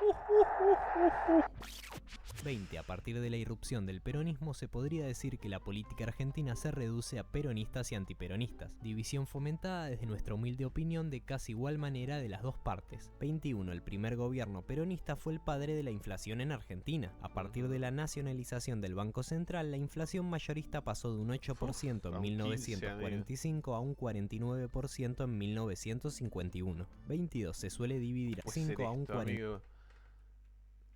Asume con un 8.90. Claro, o sea, asume con un 8.90. El primer año son 8.50, digamos, o sea, o asume con 8.50. Bueno, en fin, pasa a 15 y baja a 3. Y de ahí sube a 15 de nuevo, culiao, una locura. Y bueno, de 20 a 49. Pero ves acá lo mismo. 29% en 1951. 22. Se suele dividir al peronismo de Perón en 3 etapas. El primer peronismo del 46 al 52, el segundo peronismo del 52 al 55 hasta su derrocamiento y el tercer peronismo con su vuelta en el año 73. 23. Luego de ser derrocado, Perón pasaría 17 años en el exilio. 40. 24. Durante estos años el peronismo fue proscripto, abarcando la prohibición del partido, sus ideas, símbolos e incluso la mención de los nombres de Perón y Evita. 25. Es también en esta época cuando algunos grupos o personajes dentro del peronismo trataron de capitalizar el vacío de poder dejado por su líder. Sindicalistas como Bandolo, las nacientes organizaciones guerrilleras de extrema izquierda peronista como Montoneros. Evita Montonera, ¿pero de qué están hablando, Giles? 26. Aunque haya coqueteado con los guerrilleros, el Che Guevara y Mao, Perón era un ferviente anticomunista. 27. El 11 de marzo de 1973, Héctor Cámpora, con el visto bueno de Perón, ganó las elecciones presidenciales con el 49,5% de los votos y esto marcaría el regreso del peronismo al poder. 28. Perón retornó al país el 20 de junio de 1973 y 3 meses después sería elegido presidente con el 62% de los votos. 29. El gran objetivo de este nuevo mandato de Perón era pacificar una sociedad marcada por la tensión entre las organizaciones guerrilleras, la derecha peronista liderada por López Rega y los militares, pero no lo pudo conseguir. 30. Para algunos el peronismo se terminó el 1 de julio de 1974, fecha que falleció Perón. 31. A Perón lo sucedería su esposa y vicepresidenta María Estela Martínez hasta su derrocamiento el 24 de marzo de 1976. 32. En junio de 1987, 13 años después del fallecimiento de su líder, el Partido Justicialista recibió una carta anónima que afirmaba que las manos de Perón habían sido robadas de su tumba. Además, exigía que el partido pagase 8 millones de dólares en rescate por su restitución, costo que el entonces jefe del partido, Vicente Sadi, se negó a pagar. 33. Al peronismo le costó mucho volver al poder, sería recién con el riojano Carlos Saúl Menem en 1989. 34. Eduardo Duhalde sería el próximo presidente peronista que tomaría el poder luego de la crisis del 2001. 35. En el año 2003, Néstor Kirchner ganaría las elecciones presidenciales y marcaría el inicio de una nueva etapa del peronismo, el kirchnerismo, que gobernaría durante 12 años. 36. El último presidente peronista y supuestamente todavía en mandato es Alberto Fernández. 37. A partir de su llegada al poder en 1946, el peronismo fue el partido que más tiempo gobernó Argentina, casi 38 años. 38. En la actualidad tenemos algo de peronismo en cada espacio político. El peronismo republicano de Pichetto en Juntos por el Cambio, Carlos Maslatón en el liberalismo y Mario Alderete, presidente del Partido Comunista Argentino, en la izquierda. 39. Según el propio Perón, los peronistas son como los gatos, cuando parece que se están peleando en realidad se están reproduciendo. 40. Desde nuestro punto de vista el peronismo es inmortal. En fin, compañeros, esperemos que les haya gustado y recuerden que no hay nada mejor para un liberal que otro liberal. Hasta la próxima. Hay una banda de cosas. Bueno, gente, pueden ayudarnos suscribiendo. En cuanto a esto, ¿no? Mira vos, Felipe, che, como... A ver, espera. A ver si los herederos subieron algo. La Unión Cívica. A ver si pongo manual para no, sí. Para.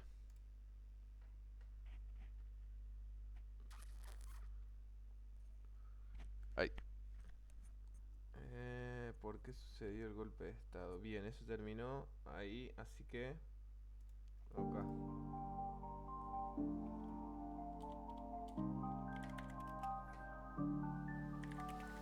Hola gente, ¿cómo están? Como bien sabrán, hoy se cumplen 45 años del golpe de estado de 1976 y para variar las redes sociales se llenaron de posts sobre si el saldo desaparecido fue o no de 30.000 personas, si eran o no inocentes, si lo que aconteció fue una guerra o una masacre y todas las disyuntivas. Buenas noches familia, esperemos que hayan tenido un excelente martes. Una vez un profeta escribió, el hombre humilde en la... No es fijar una posición sobre cada uno de estos puntos, sobre los cuales no obstante los invitamos a indagar y formar sus propias opiniones, sino repasar un poco el desarrollo de los hechos para tener mayor claridad sobre qué sucedió realmente y en función de eso poder construir opiniones más y mejor fundamentadas. Con esa finalidad vamos a poner la lupa sobre los acontecimientos que dieron lugar al hecho. En otras palabras, vamos a intentar explicar o aunque sea comentar cuáles fueron las circunstancias que prepararon el terreno para los fatídicos años vamos a hablar de la ¿Y por qué abocarnos a relatar lo que sucedió antes del hecho en lugar de abordar lo que sucedió durante o después? Porque la historia es una sucesión de eventos interconectados donde cada uno lleva necesariamente a otro. Bien lo dice Menger en la primera línea de su Magnus Opus cuando afirma que todas las cosas se hallan sujetas a la ley de causa y efecto. Hacer buena historia es intentar comprender estas cadenas causales. Hacer mala historia es presentar los hechos como eventos aislados o inconexos, como si de un capricho del destino se tratara. Para evitar caer en ese error garrafal, necesitamos poner las cosas en contexto, siempre teniendo presente que cualquier abordaje es por definición limitado y selectivo, pero intentando ser lo más fijos y desapasionados posible. Claro. Ahora bien, remontémonos en el tiempo juntos. Estamos en el 1 de julio de 1974, aproximadamente 2 años antes del golpe. Ese día fallece el presidente Juan Domingo Perón, a la edad de 78 años, luego de tan solo 8 meses de una presidencia por la cual luchó durante los 18 años de su exilio. La causa de su fallecimiento sería un paro cardíaco. Su sucesora sería la vicepresidente María Estela Martínez de Perón, quien a pesar de no poseer experiencia política alguna, contaba con la credencial de 13 años de casada con el difunto presidente. El fallecimiento de Perón dejó un gran vacío político en la sociedad argentina y un país a punto del estallido definitivo. Como si esto fuera poco, el peronismo se había convertido en un gran frente heterogéneo que reunía tanto a grupos de extrema izquierda que reivindicaban la lucha armada, como grupos de extrema derecha que tampoco vacilaban en emplear la violencia, pero en defensa del status quo. La inestabilidad y la división se replicaba al interior de todas las instituciones, un poco a contramano civil que le sucia. En el vuelo de regreso, de acuerdo al relato de Carlos Funes en su libro Perón y la Guerra Sucia, dio los himno nacional. Pocos días de su fallecimiento, Perón tenía la intención de modificar la ley de acefalía para que en lugar de Isabel fuera Balbín, el histórico líder del radicalismo, quien lo sucediera. La intención, si en verdad existió, no prosperó. Por otro lado, Perón fue la violencia común. Siempre tuvo con ellos un trato ambivalente. Si bien por un lado los alentaba a emplear la violencia como una herramienta legítima de protesta, también intentaba persuadirlos para que se adecuaran a la estructura peronista. Perón sabía del potencial de estas organizaciones, de lo esenciales que eran para sembrar la inestabilidad necesaria para que las Fuerzas Armadas no tuvieran más remedio que permitirle volver, pero al mismo tiempo en el fondo era consciente de las diferencias irreconciliables que lo separaban de la cosmovisión de estos jóvenes. Esta ambivalencia, o lista y llanamente utilización política, era la después de la de su derecha y gran aliado 4, ya con Perón en la presidencia y se cobró 2 vidas. Al día siguiente, el pueblo asaltó el regimiento de Azul y se cobró 2. El ejército revolucionario del pueblo asaltó, ya con Perón en la presidencia, el ejército revolucionario del pueblo asaltó el regimiento de Azul y se cobró 2 vidas. Al día criminal, para respondían a la juventud peronista, los invitó a una reunión en Olivos junto con todos los medios de prensa de mayo que en 1974 la relación llegaría a un punto de no retorno. Estúpido, pero en contra de los grupos suya, no podía ser peor. Publican video, octubre 25, la presidente firma el decreto 261/75, dando origen al operativo Independencia, mediante el cual se le otorga la potestad al Ejército Nacional de proceder con el aniquilamiento de los cuadros cuadros guerrilleros del ERP que operaban en la selva tucumana, Isabel no era una carmelita descalza salida a una bailanta, incapaz de resistir a la manipulación de hombres malvados que lo utilizaban para perseguir sus oscuros fines políticos. Isabel simplemente estaba continuando con la línea de su difunto marido, y la firma de aquel decreto otorga al Comando General del Ejército, textual, la facultad de ejecutar las operaciones militares que sean necesarias a efectos de neutralizar y o aniquilar el accionar de elementos subversivos, un cabo de pareja privada, una que luego militar argentina dictadura. Lo cierto es que con los mencionados decretos en vigencia, la cúpula militar argentina tuvo no solo la autorización, sino la orden por parte del Poder Ejecutivo de ejecutar las operaciones necesarias para aniquilar el accionar subversivo. Y como ustedes imaginarán, tener una economía en funcionamiento en un contexto de cuasi guerra civil es una tarea harto compleja. En ese sentido, los ministros de Economía se sucedieron entre sí, sin que ninguno pudiera hacer demasiado para evitar la hecatombe. Con semejante panorama, cada vez era mayor el porcentaje de la sociedad civil que no veía con tan malos ojos una nueva intervención militar. Un sondeo de la consultora Aresco llevado a cabo en aquellos años mostraba que a tan solo un 14% de la sociedad le generaba rechazo a la posibilidad y a un 16% desconfianza. El restante 70% iba desde el entusiasmo hasta la indiferencia. En virtud de ese clima, el entonces general Roberto Eduardo Viola y el comandante Jorge Rafael Videla comienzan a definir el plan para el golpe. Viéndose acorralada, Isabel lleva adelante una reunión con la cúpula el 5 de enero de 1976, donde los miembros de esta se limitan a pedirle que renuncie inmediatamente. Luego de esta reunión, el gobierno no resistiría mucho más tiempo.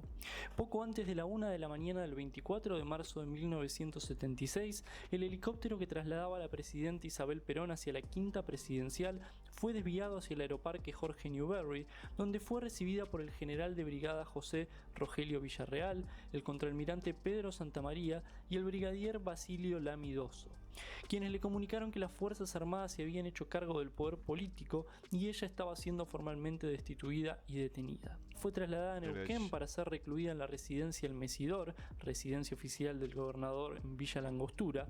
Pocos meses después fue trasladada al Arsenal Naval de Azul, en la provincia de Buenos Aires, y recién sería liberada 5 años después. A las 03:10 de la mañana fueron ocupadas todas las estaciones de televisión y radio. Se cortó la programación regular y se emitió el primer comunicado que anunciaba que el control operativo del país estaba bajo el control de la Junta Militar, recomendando seguir al pie de la letra todas las instrucciones del nuevo gobierno. Inmediatamente se decretaron el estado de sitio y la ley marcial y se estableció el patrullaje militar en todas las ciudades del país. Ese día comenzaría uno de los periodos más convulsionados de la ya convulsionada historia de nuestro país. La violencia que venía atravesando la sufrida sociedad argentina daría un nuevo salto cualitativo. Muchas de las prácticas represivas que hasta ese entonces funcionaban en un limbo entre la institucionalidad y la clandestinidad cobrarían nuevos bríos de la mano del proceso. Toda la utilización política de lo sucedido con posterioridad a los hechos es harina de otro costal. Ojalá como sociedad aprendamos a abordar los episodios más complejos de nuestra historia desde posiciones más fundamentadas y menos fanáticas, no solo para enriquecer nuestro bagaje cultural, sino incluso para ser más persuasivos. Nos vemos la próxima. Chau, chau.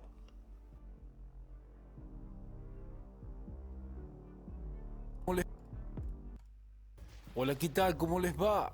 Hoy vamos a hablar sobre la dictadura militar argentina. Una de las tantas. Nos situamos en Argentina, pleno siglo XX. Entradas, torturas. Lo apresaban a el detenido de la ciencia hacia el final de fines de diciembre de 1900 años de muerte. Eso que no digan que son 30.000 cuando les haya pasado lo mismo. Al terminar los estudios en el mismo cuanto universidades se elevó el presupuesto para ellas por la Constitución de Paraná, conoció a una muchacha argentina de 25 años, 5 heridos. Pero la verdad es que esos números 985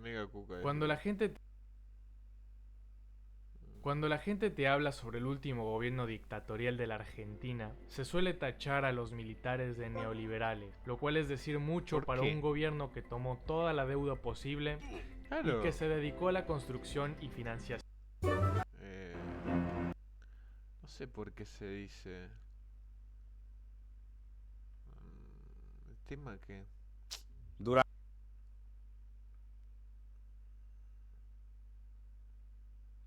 ¿Cuántas veces un profesor de la facultad o del colegio, un amigo, un familiar te dijo lo siguiente? El liberalismo en Argentina ya se probó con la dictadura de Videla y fracasó. Bueno, la idea del video de hoy es desmentir ¿Cómo, amigo? ¿Cómo van a decir eso, boludo?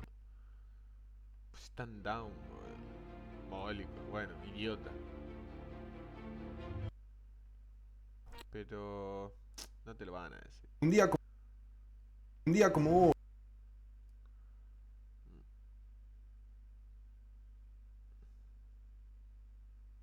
Mamita. ¿Qué onda, Filo, boludo?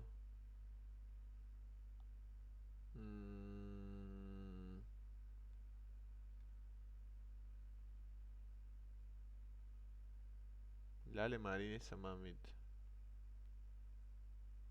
Franquismo, ¿por qué? Último momento, Alberto. No, no va a aparecer.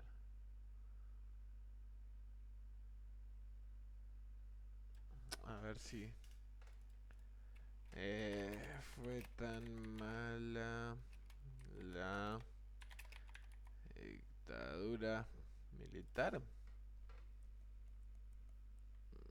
Todos estos canales pagos, amigos, es una bronca. Buena gente, ¿cómo andan? Espero que... Buena gente, ¿cómo andan? Espero que mejor que Massa, que parece que le queda poco.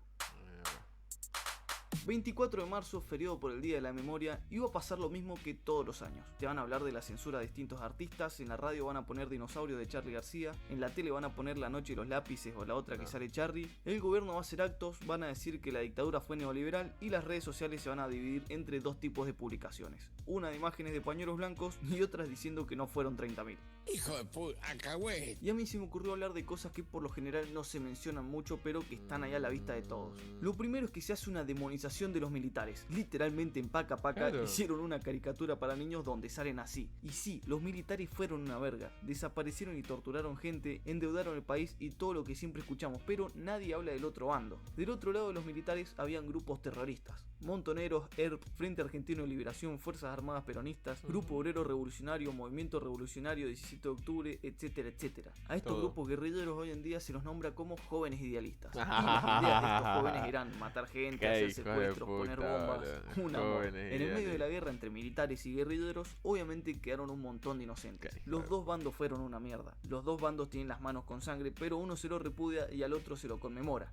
Y también le dan plata del Estado, pero eso es otra cosa. Otra cosa que no se habla nunca. Antes del golpe, el enfrentamiento entre guerrilla y militares, se podría decir, ya existía. Perón quería eliminar el comunismo de las filas peronistas y se creó la AAA, la Alianza Anticomunista Argentina, un grupo parapolicial que se financiaba del Estado. Los comunistas serían los guerrilleros y como estos eran picantes, la AAA tenía que ser picante y se hacían bosta entre ellos. Y de rebote seguramente la ligó mucha gente inocente. Se podría decir que todo esto no fue más que una interna peronista, nada más que un poco más hardcore que dedicarse a un spot. En esta fecha hablan mucho de memoria, pero parece que estas cosas se les olvidaron. Y si querés jugarte unas fichas, te recomiendo tenés los slots. También límites de ganancias donde está fácil para 190 euros.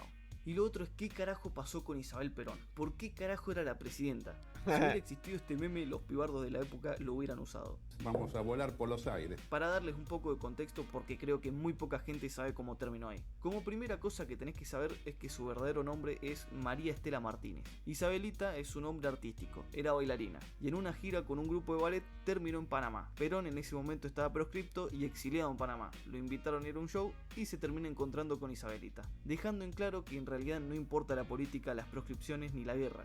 Lo único importante es el amor heterosexual.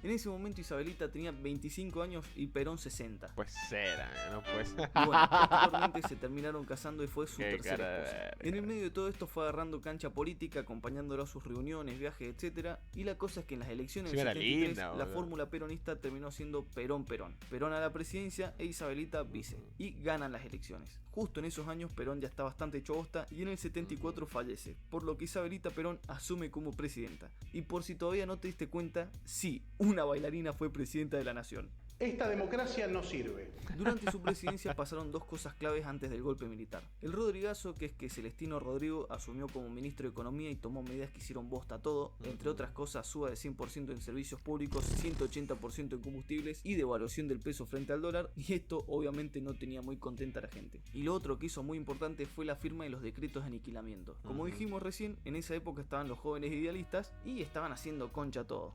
Quiso poner un poco de orden y seguramente por presiones de la gente que la rodeaba, porque en realidad ella no debe haber tomado ninguna decisión, 5 meses después de asumir la presidencia decretó el estado de sitio y el 5 de febrero del 75 firmó los decretos de aniquilamiento. O sea, las torturas, desapariciones y demás empezaron antes del golpe de estado y fue una medida tomada por el peronismo. Pero eso en la tele no lo vas a ver. El 24 de marzo del 76, el helicóptero tenía hacer un aterrizaje no programado en Aeroparque, pero te hicieron una cama. En criollo, te cagaron. Una vez que estuvieron ahí, le comunicaron que las Fuerzas Armadas habían decidido tomar el control político del país y que quedaba arrestada. Ahí estuvo en un tiempo y después se fue exiliada a España manteniendo un perfil bajo. Nadie nunca habla de ella, debe tener cosas tremendas para contar y todavía sigue viva. Pero bueno, esas son las cosas que quería contarle en este video. Así que, si todos los años te hacen el mismo circo con una historia de buenos y malos, acordate que... Te están cagando, tenés que darte cuenta. No seas boludo. Chao. Muchísimas gracias a los patrons y a todos. ¿A dónde está? A ver si aparece, che.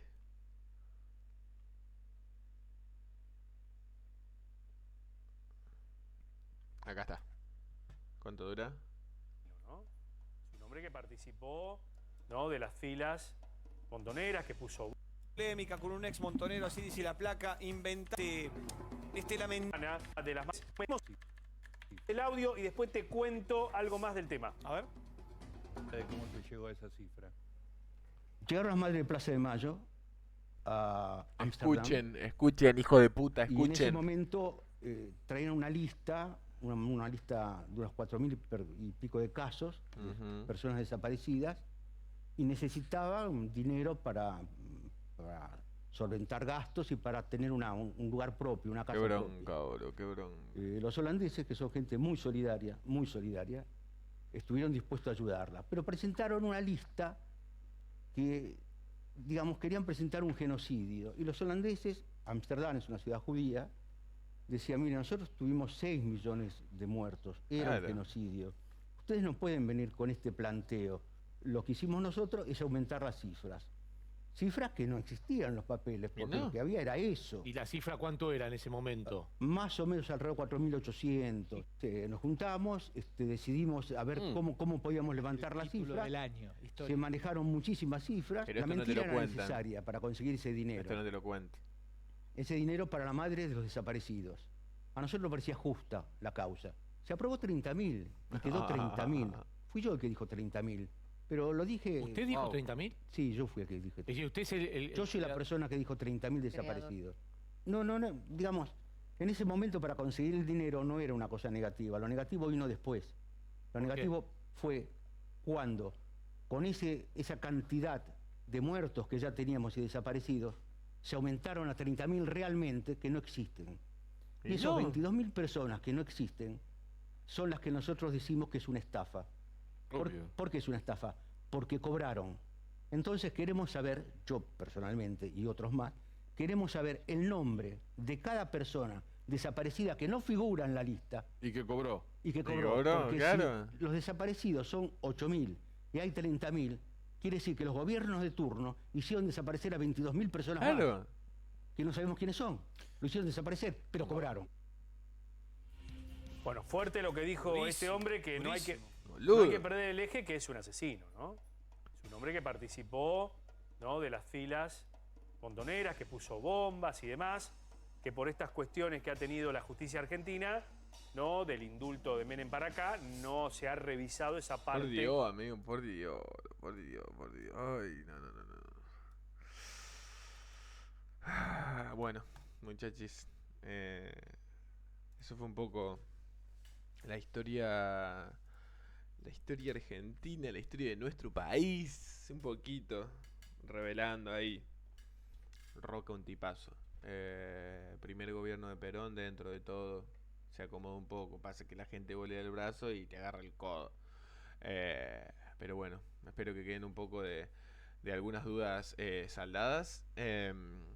Y nada, esto va a ir directamente a YouTube, así que nos vemos allá. Les mando un saludo muy grande y bueno, suscríbanse, síganme, todo, por favor, les pido, por favor. Abrazo grande, chicos, nos vemos.